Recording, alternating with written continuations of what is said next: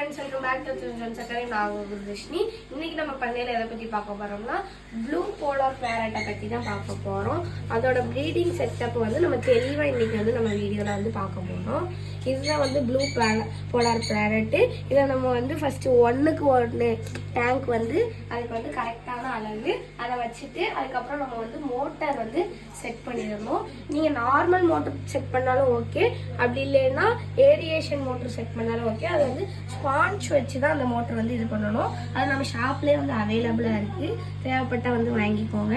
அதுக்கப்புறம் வந்து நம்ம இந்த லவ் பேர்ட்ஸ் கூண்டுக்கெல்லாம் வைப்போம்ல, அந்த மாதிரி பானை வந்து இதில் வச்சுட்டு அதில் வந்து இந்த போலார் பேரட் வந்து அதில் முட்டை வச்சிடும். நீங்கள் பானை வைக்கலனாலும் பரவாயில்ல, அது கீழே முட்டை வச்சு குஞ்சு பொறிச்சிடும். ஆனால் பானை வச்சா வந்து ஹேட்சிங் லெவல் வந்து கொஞ்சம் நல்லா இருக்கும்.